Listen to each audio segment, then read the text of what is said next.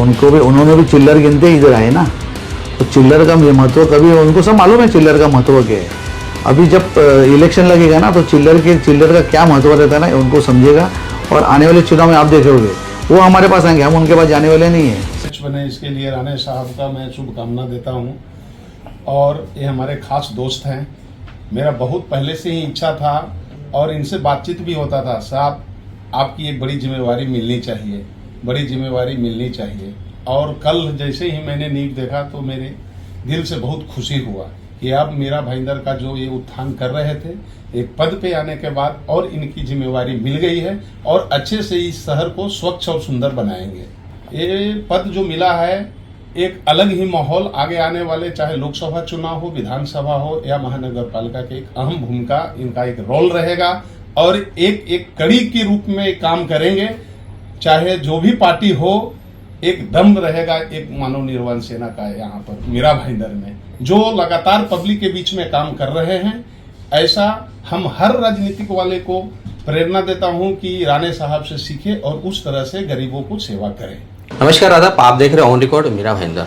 इस साल में बहुत सारे चुनाव हैं, मुख्य तौर से लोकसभा चुनाव है, उसके बाद में विधानसभा चुनाव हो गया और हो सकता है कि इसी साल में स्थानीय निकाय यानी मीरा भाईंदर म्यूनिसिपल कॉरपोरेशन के चुनाव भी आ सकते हैं। इन चुनावों को देखते हुए सभी राजनीतिक दलों ने अपनी अपनी स्ट्रेटेजी बनानी शुरू कर चुकी है। मीरा भाईंदर शहर में महाराष्ट्र नवनिर्माण सेना ने भी कई सारी तब्दीलियाँ की है। यहाँ पर पहले जो जिलाध्यक्ष हुआ करते थे उन्हें बदलकर अब संदीप राणे, जो कि एक चर्चित चेहरा है मीरा भाईंदर शहर का, उन्हें जिलाध्यक्ष बनाया गया है। कल ही उन्हें ये पद की नियुक्ति दी गई है राज ठाकरे के हाथों। हमारे साथ में इस वक्त संदीप राणे हैं, उनसे कुछ हम सवालों के जवाब जानना चाहेंगे। इनकी अपनी एक यहाँ पर पकड़ थी, लेकिन किसी कारणवश ये बाद में थोड़े ढीले पड़ गए, एक्टिव नहीं दिखाई दिए, लेकिन अब दोबारा से इन्हें जैसे जिला अध्यक्ष पद मिला है तो महाराष्ट्र नवनिर्माण सेना के कई सारे लोगों में खुशी की लहर है, तो कहीं पर गम भी दिखाई दे रहा है। कहीं पर कुछ लोगों ने इस बात से नाराज़ होकर अपना इस्तीफा भी सौंपा है पार्टी के पास में। ऐसे कई सारे सवाल हैं जिनके जवाब हम जानना चाहेंगे संदीप राणे से, जो कि हाल ही में जिलाध्यक्ष बनाए गए हैं। संदीप राणे जी, ये बताइए कि आपको सबसे पहले तो हम बधाई देते हैं कि आप मीरा भाईंदर शहर के जिलाध्यक्ष के तौर पर काम करने की आपने कमान संभाली है। आपके सामने कई सारे मुद्दे हैं, कई सारी चुनौतियां हैं, जिसमें से मुख्य रूप से एक चुनौती ये है कि आपको जैसे ही जिलाध्यक्ष पद बनाया गया, आपको जिलाध्यक्ष पद सौंपा गया, तो कई लोगों ने नाराज़ होकर कहे राजीनामा सौंप दिया है। तो ये भी एक बड़ी चुनौती है कि कहीं ना कहीं महाराष्ट्र नवनिर्माण सेना जो मीरा भाईंदर शहर में काम कर रही थी, अलग अलग गुटों में बटी हुई थी, और नाराज़गी अभी सामने आने लगी है, तो इसे आप कैसे दूर करेंगे? सबसे पहले आपके माध्यम से मैं ये सम्माननीय राज साहब, हमारे अमित साहब और हमारे जिलाध्यक्ष नेता सम्माननीय अविनाश जाधव साहब का मैं शुक्रिया अदा करता हूँ कि उन्होंने बहुत बड़ी जिम्मेदारी मेरे पे दी है। मैं उनका आभार मानता हूँ और ये बहुत बड़ी जिम्मेदारी है। मैं आपके माध्यम से मैं कहना चाहता हूँ कि महाराष्ट्र निर्माण सेना आपको देखते रहेंगे, सम्माननीय राज साहब के पास अगर कुछ काम नहीं होता तो लोग उनके पास जाते हैं। तो एक सम्माननीय राज साहब का एक छवि अलग है महाराष्ट्र में। भले हमारे पास नगर सेवक नहीं है, आमदार नहीं है, कुछ नहीं, लेकिन हमारी एक छवि अलग बनी हुई है। नागरिकों के हित के लिए लड़ने के लिए हमारे पास बहुत बड़े मुद्दे रहते हैं, हम लोग उसको हैंडल करते हैं, नगर पालिका के डेमोन्स्ट्रेशन करते हैं, आंदोलन करते हैं, हमारे बहुत सारे कार्यकर्ता मीरा भाईंदर के पदाधिकारी करते हैं। और इससे आगे भी आप देखेंगे बहुत सारे मुद्दे जो है, जो सम्माननीय हमारे जो राज साहब का आशीर्वाद से, अमित साहब के मार्गदर्शन से, अविनाश जाधव साहब के मार्गदर्शन से बहुत सारे मुद्दे, नागरिकों के जो मुद्दे हैं वो हम लेंगे। और जनता को मैं आपके माध्यम से ये भी कहना चाहता हूँ कि कुछ भी अगर आज देखेंगे आप तो मीरा भाईंदर महानगर में प्रशासन चल रहा है, प्रशासन के माध्यम से काम होने के बाद में किसी प्रकार का कोई दबाव तंत्र नहीं है। और एक ही पक्ष ऐसा है महाराष्ट्र निर्माण सेना जो जनहित के लिए लड़ रहा है। आप देखते रहेंगे पानी का समस्या हो, रोड का समस्या हो, आरोग्य का विषय हो, हम लोग के आगे रहते हैं। तो मुझे लगता है महाराष्ट्र निर्माण सेना के ऊपर देखने का नज़रिया बहुत अलग है नागरिकों का, और उसको हम 101% न्याय देंगे। अभी दूसरे अपने मुद्दे ऐसे बोले कि यहाँ पे गुट है, यहाँ पे आपस में मतभेद है, होता है हर एक, आप देखें हर एक घर में किधर ना किधर मतभेद चालू रहता है। ये हमारे फैमिली के सदस्य है, तो मुझे लगता है वो फैमिली के सदस्य और सब मैच्योर्ड लोग हैं, हो सकता है, क्योंकि क्या नेता जो हमारे हैं शायद उनके पास 100% किसी को सेटिस्फेक्शन अपन कर नहीं सकते, कोई भी मुद्दा हो। तो मुझे लगता है कि वो मेरे परिवार के सदस्य हैं, मैं चाहूँगा कि उनके पास में जाके उनको मेरा बातचीत भी हुआ है बहुत लोगों से, और उन्होंने इच्छा जताई है कि साहब हमारा ऐसा कुछ नहीं था, हम लोग सब मिलके काम करेंगे। तो मुझे लगता है ये सब, देखो ये सब राजनीति का मुद्दा है और ये घर का मुद्दा है, तो मुझे लगता है उसको ज़्यादा इसमें लाके फ्लैश में लाके कोई मतलब नहीं है। हमारे परिवार के सदस्य 100% हमारा शांति से काम होगा, और आने वाले दिनों में आप देखेंगे मीरा भाईंदर महानगर पालिका की तरफ से जो भी नागरिकों का हित का कार्यक्रम रहेगा वो हम लोग साथ में मिलके करेंगे। आपके माध्यम से मैं कहना चाहता हूँ। राणे साहब, जैसा आपने बताया कि जो आपसी जो मतभेद है आपके कार्यकर्ताओं में या यहाँ के जो लोग काम करते हैं उनमें, तो ये एक घर का मामला है, घर में है तो झगड़े होते हैं, लेकिन घर का झगड़ा अगर घर तक सीमित रहे तो ठीक है, लेकिन जब घर का झगड़ा घर के बाहर आता है तो वो एक तमाशा बन जाता है। तो इस तमाशे को कहे या फिर इस अंतर्गत गुटबाजी को कहे या अलग अलग जो मतभेद कहे, इन सब चीज़ों को आप कैसे टैकल करेंगे, कैसे आप उन्हें संभालेंगे कि सब एक ही छत के नीचे आपके नेतृत्व में काम कर सके? देखिए शबीर भाई, ये कैसा है, ये पार्टी सम्माननीय राज साहब का पार्टी है, ये मेरा कोई वैयक्तिक पार्टी नहीं है। मैं पार्टी का काम करने जा रहा हूँ, मुझे जो जिम्मेदारी सौंपा है उस माध्यम से मैं काम करूँगा। मेरा फ़र्ज़ बनता है कि मैं आपको विनती करने का मेरा फ़र्ज़ बनता है, मेरे परिवार के सदस्य, महिला हो पुरुष हो या जो भी है, उनके हमारे आपस में जो है जो भी रहेगी हमारे मुद्दे हम लोग आपस में सॉल्व करेंगे। और देखो जो रही बात, अभी आज मीडिया इतना ये हुआ है तो शायद हो सकता है कि 100 आदमी में से कभी एक आध दो आदमी इधर उधर फ्लैश करके वो मुद्दा बड़ा चढ़ा के मार्केट में अगर उसको वो कोई बड़ा मुद्दा नहीं, मुझे लगता है परिवार का मुद्दा है, परिवार के अंदर ही रहेगा। और आप आने वाले दिनों में देखोगे ये सब हम लोग कंधे से कंधा मिला के काम करेंगे। आपके माध्यम से मैं कहना चाहता हूँ, मतलब घर का झगड़ा घर तक ही सीमित रहेगा, वो तमाशा नहीं बनेगा, इस पर आप जो एक पूरा जोर देंगे। 100%। बात करता हूँ मैं सर, हमारे यहाँ की जो राजनीति जो माहौल है इस वक्त, उसको देखते हुए, जैसे कि इस वक्त भारतीय जनता पार्टी अपने पूरे जोश में है, दूसरी तरफ हमारे शहर के जो विधायक है प्रताप सरनाईक, वो भी अपना एक वर्चस्व यहाँ पर और मजबूत बनाते जा रहे हैं। तो इन सब के बीच में महाराष्ट्र नवनिर्माण सेना कहाँ दिखाई देती है मीरा भाईंदर शहर में? देखिए मैं आपके माध्यम से कहना चाहता हूँ कि जितने भी पार्टी मीरा भाईंदर में है वो अपने अपने सत्ते पे है, लेकिन कोई भी विरोधी पक्ष यहाँ पे नहीं है। आप देखेंगे शिवसेना 2 है, 2 राष्ट्रवादी है, भाजपा में गठ है, तो गठ सब हर एक पार्टी में है। आज हमारा तो छोटा पार्टी है, उसमें भी 2 हिस्से नहीं ठीक है ना, ठीक है हो सकता है। आज बड़े उनका बड़ा पार्टी उसमें मत देता, हमारे छोटे में हो सकता है कि मतभेद रहे, मनभेद नहीं है, आप ख्याल में रखिए। हो सकता है हमारे कुछ विचार रहेंगे अलग, एक दूसरे का ओपिनियन, लेकिन आपके माध्यम में फिर से मैं आपको कहना चाहता हूँ कि 100% हमारे परिवार के सदस्य हम लोग हल करेंगे। और रही बात जो मीरा भाईंदर में प्रताप सरनाईक साहब है, गीता जैन जी है, ये इनकी तरफ से भी काम हो रहा है, लेकिन नागरिकों को जो सुविधा होनी चाहिए वो नहीं मिल रही। आज एक ही मुद्दा ले रहा हूँ मैं, हॉस्पिटल का।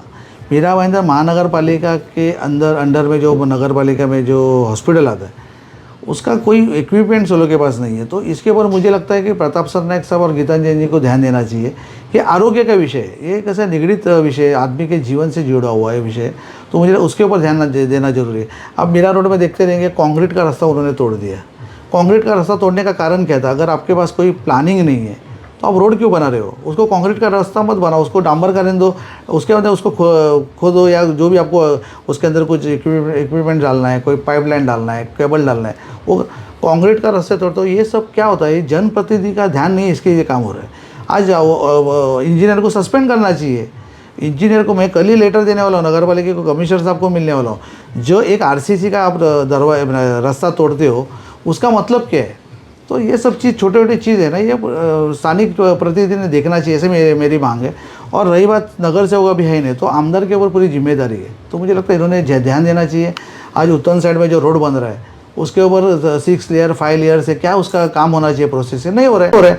मट्टी डाल के वो लोग ऊपर उसको कंक्रीट डाल रहे हैं। आप देखो, आपके सामने है स्पेसिफिकेशन उसका क्या बोलता है। तो कोई इंजीनियर का उधर विजिट नहीं है, कोई इसका रिमार्क नहीं है। तो मुझे लगता है कॉन्ट्रैक्टर का मनमानी चल रहा है, अधिकारियों का मनमानी चल रहा है, उसके ऊपर ध्यान डालने की बहुत ज़रूरत है। तो मुझे लगता है जनता के प्रतिनिधि जो है, जो अपने को कार्य सम्राट बोलते हैं, तो मुझे लगता है जनहित का काम होना चाहिए। और मुझे लगता है कि ये महाराष्ट्र निर्माण सेना जब उसके ऊपर हस्तक्षेप करती है मुद्दे के ऊपर, जब ही जाके ये लोग जाग जाते हैं। तो मुझे लगता है अभी उनको जागते रहना पड़ेगा। महाराष्ट्र निर्माण सेना बहुत जोर से अभी उसका विरोध करेगी और मुझे लगता है 100% महाराष्ट्र निर्माण सेना की तरफ से उसको न्याय मिलेगा नागरिकों को, मैं आपके माध्यम से कहता हूँ।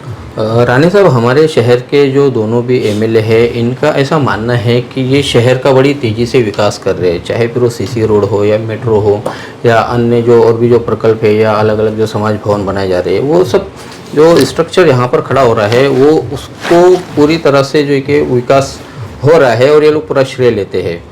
इनसे जब हम सवाल पूछते हैं कि भाई जो काम सही हो रहा है या नहीं, चाहे फिर वो सीसी रोड हो या फिर जो भी समाज भवन बन रहे हैं, जो भी स्ट्रक्चर खड़े हो रहे हैं, वो सही हो रहा है नहीं, इसके ऊपर भी आप नज़र रखिए, आप पर्सनल वहाँ पर विजिट दीजिए। लेकिन ये लोगों का कहना होता है कि ये हमारी जिम्मेदारी नहीं है, ये मनपा प्रशासन करेगी। अब ऐसे में यहाँ पर ठेकेदार और मनपा के कुछ जो भ्रष्ट अधिकारी, इन लोगों की मनमानी चलती है और वो घटिया स्तर का काम हमको देखने को मिलता है। जब वो बनकर तैयार होते हैं तो 2-4 महीने में उसके रिजल्ट सामने आ जाते हैं। ये जिम्मेदारी वो लोग नहीं उठाते हैं, तो क्या मन से अब ये जिम्मेदारी उठा पाएगी कि काम जो चल रहे हैं इस वक्त, तो विकास काम जो हमारे शहर में चल रहे हैं उसकी क्वालिटी क्या हो, उसमें कौन सा मटेरियल इस्तेमाल किया जा रहा है, क्या उसके ऊपर मन से ध्यान देगी? 100% मैं आपको वही बोल रहा हूँ ना कि देखो, अगर समझो मनपा के जो अधिकारी है, कोई भ्रष्ट अधिकारी, मैं उनके ऊपर आरोप लगा रहा हूँ, तो कोई चीज़ प्रोटोकॉल से और प्रोसेस से नहीं हो रहा है, उसका स्पेसिफिकेशन फॉलो नहीं किया जाता, तो मुझे लगता है कि इसके ऊपर ध्यान देना जरूरी है। और अगर समझो जनप्रतिनिधि जो है, आमदार, अभी यहाँ पे नगर सेवक नहीं, तो मैं आमदार को ही जिम्मेदार रहता हूँ, तो उन्होंने देखना चाहिए कि एक टीम, उनका जो पर्सनल कोई इंजीनियर की टीम रहे, उसको स्पेसिफिकेशन, उसको स्टडी होना चाहिए। और प्रशासन के ऊपर ध्यान किसका होना चाहिए? इनका होना चाहिए। आज इंजीनियर जो आप उधर के नगर पालिका के अधिकारी है, वो तो टेंडर दे देते हैं, लेकिन उसका स्पेसिफिकेशन के हिसाब से काम हो रहा है नहीं हो रहा है, इसके ऊपर किसका ध्यान नहीं है। तो मैं 100% मैं अभी कमिश्नर साहब को मिलने वाला हूँ और कमिश्नर साहब को यही बोल रहा हूँ कि जो भी अगर प्रोसेस है, वो जो इंजीनियर है, अगर कुछ उसमें अगर कुछ कमी दिखी, तो वो जो इंजीनियर संबंधित आदि है उसके ऊपर गुना दाखिल होना चाहिए। अभी मैं एक ही पहले मुद्दा लेने वाला, जो कंक्रीट का रास्ता उन्होंने तोड़ा है, वो इंजीनियर और जो अधिकारी के ऊपर गुना दाखिल होना चाहिए। पब्लिक का ये पैसा है, आज वो रास्ता जो तोड़ा उसको करोड़ रुपये लगा है, किसका लगा है? नागरिकों का लगा है। तो मुझे लगता है कि उसके ऊपर फ्लैश होना जरूरी है। तो मैं दोनों आमदार हैं, उनको मैं विनंती करना चाहता हूँ आपके माध्यम से कि आप हमारे साथ में, मैं आपके पास आऊँगा, आप आमदार हो तो मुझे आपके पास आना पड़ेगा और मैं आपको बोलता हूँ कि उसके ऊपर एक्शन लो, और वो जो पत्रव्यवहार करके जो भी संबंधित अधिकारी है उसके ऊपर गुना दाखिल होना मांगता है, ये मेरी मांग रहेगी। और आने वाले दिनों में आप देखोगे कि इसके और जो भी काम हो रहा है नागरिकों का हित के लिए, जो नगर पालिका बता रही है, तो 100% उसका हम ध्यान देंगे। और मुझे लगता है स्पेसिफिकेशन के ऊपर ज़्यादा ध्यान देना जरूरी है, क्योंकि ये लोग जो कॉन्ट्रैक्टर है, ये आधे कॉन्ट्रैक्टर और मुझे जो तालमेल है अधिकारियों का, वो फ्लैश होना जरूरी है। और एक जो कॉन्ट्रैक्टर जो ब्लैक लिस्टेड हुए, उनको भी एक सबक मिलनी चाहिए कि इधर नागरिकों का पैसा कैसा वापरना, कैसा नहीं। राणे साहब, ज़्यादातर हमने देखे हैं कि जो कॉन्ट्रैक्टर है ये नेता के ही अपने लोग होते हैं, वो उनका अपने को रहता है, जो भी हिसाब किताब रहता होगा, इसलिए वो क्वालिटी जो है हम लोगों को सही नहीं मिलती है। मैं एक आखिरी सवाल का जवाब आपसे जानना चाहूँगा कि जैसे भी ये जो साल है, ये चुनावी साल है, इसे चुनावी साल बताया जा रहा है। इस चुनावी साल में महाराष्ट्र नवनिर्माण सेना मीरा भाईंदर महानगर पालिका के चुनाव, विधानसभा और लोकसभा चुनाव, उसको लेकर क्या सोचती है, क्या करेगी, क्या कदम उठाएगी?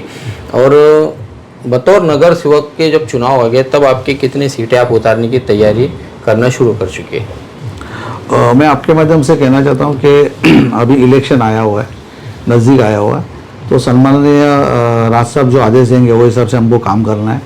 देखो, हमारे पास खोने के लिए कुछ नहीं, लेकिन पाने के लिए बहुत कुछ है हमारे पास। नागरिकों को आज सुविधा ना, ये हमारी सुविधा देना, ये हमारी पहला हमारा मुद्दा रहेगा। तो सम्माननीय हमारे जाधव साहब जिलाध्यक्ष जो है, वो राज साहब के साथ में बात करके हमको जो आदेश देंगे उसका पालन होगा।